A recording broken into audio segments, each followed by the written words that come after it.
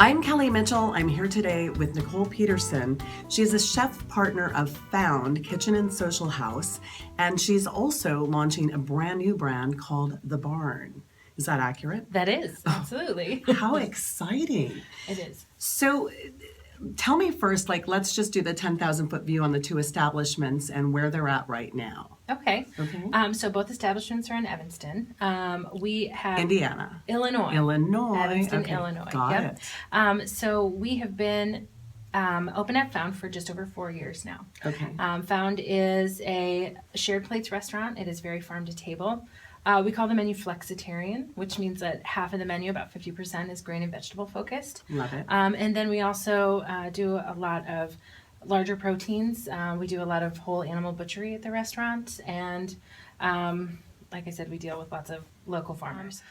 We are working daily on breaking down large primals. We do all of our own pork chops. We do have a wood oven that's in the front of the restaurant, and we do a ridiculously large 32-ounce bone-in New York steak, but it's a very casual atmosphere.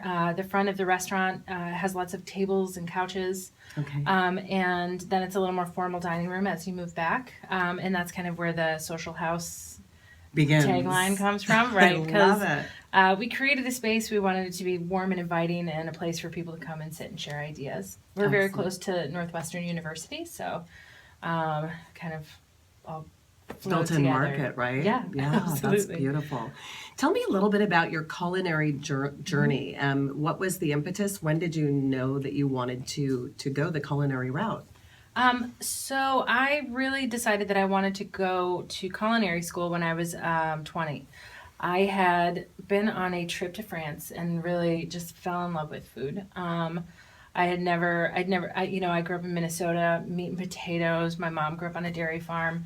So very simple, but lots of home cooked food. And then going to France, I really had my eyes open to a lot of different flavors and textures, and just, it was really amazing. And when I went, Was there a meal that stuck with you in France, and what region was it in when you were there? it really, there's, I could sit here and tell you everything I ate, I think, for the entire 2 months I was there. That's quite an massive impression. an impression. But I think if there's one dish that I had to choose, or one dinner I had to choose, it was staying at my friend's grandmother's house in the south of France, and she made ratatouille, white rice, poached fish, and fresh homemade mayonnaise. And it was just like the simplest, most flavorful things I'd ever had. It was just That's amazing. Yeah, it was incredible. And so then you come back home and Yep. you're like, okay, I've got to figure out what I'm going to do. What came first? What happened first? Well, I was a waitress.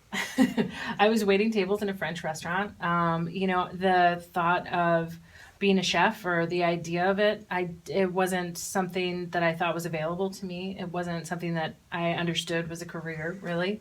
And then I started working, and I had waited tables through high school just to make money at diners. And a friend of mine was going to work at a French restaurant and was like, "Hey, we need front of the house staff. You should come check it out." I'd been there for a couple of months. They got a new chef. He totally changed the whole menu, and I was just like, "Wow, this guy is amazing!" All of the things that he was doing in the back. And so I would stand in the back and watch him break down the tenderloins and the fish and ask questions. I think I knew every ingredient that was in every single dish, and I would go home and try to make things. And one day he was like, I really think you should consider going to culinary school. And I was like, that's stupid.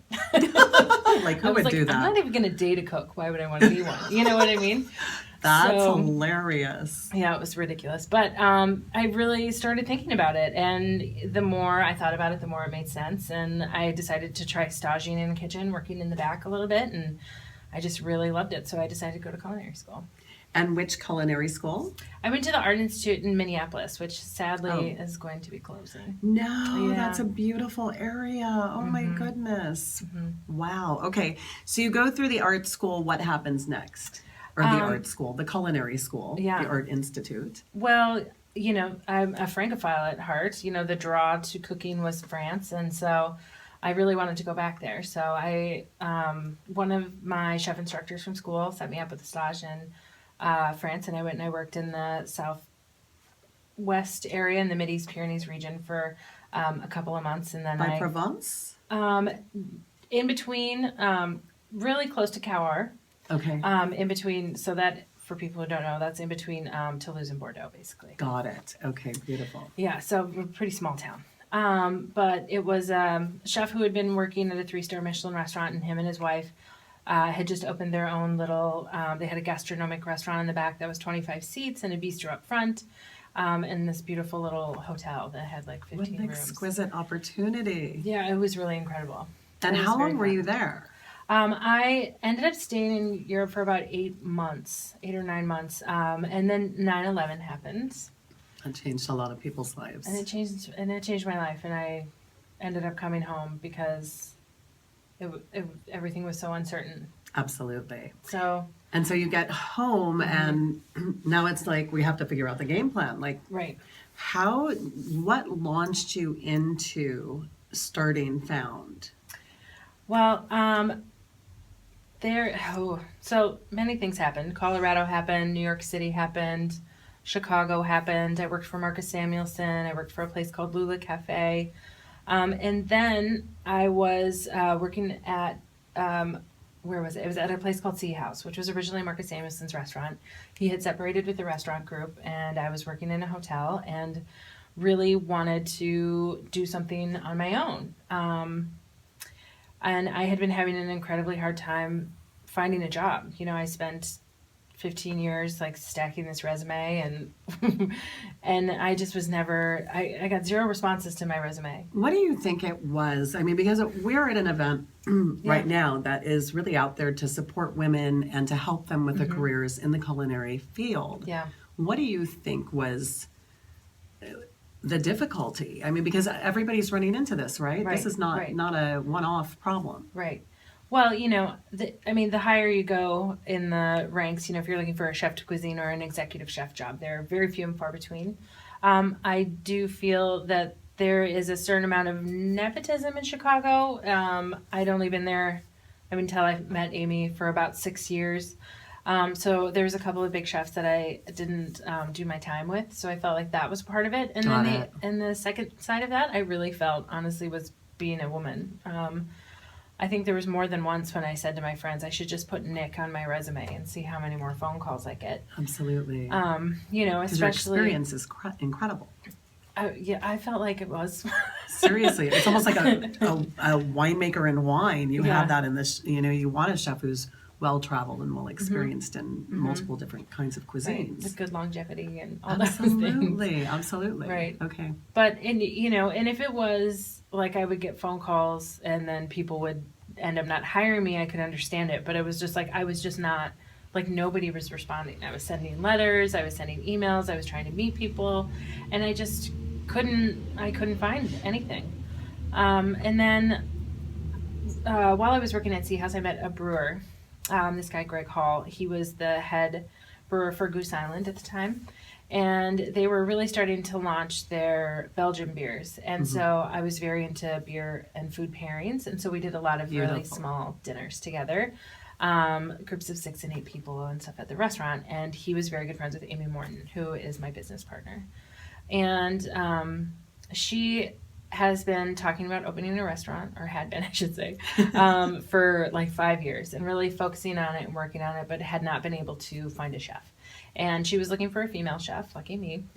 Wow. Yes. That's beautiful. And Greg introduced the two of us, and we started talking. And it took a few months before she found a space that made sense for both of us. And but as soon as we started talking about food, we both were like on exactly the same page about what we wanted it to be. And so it was really great. So we need more Amy Mortons out there Yes. to help chefs like you We do. have more of a future, right? do, And give right. us a launching pad. Yeah. For the people out there right now that are struggling a little bit, the women in Mm-hmm. particular, what kinds of messages would you share with them, or what kinds of tips would you give them to land a job with it? I mean, you have to have the experience in some of these Right. situations to be, to be able to step up and things like that. But what should they be focusing on? What will help them that you wish somebody would have told Mm-hmm. you when you started? What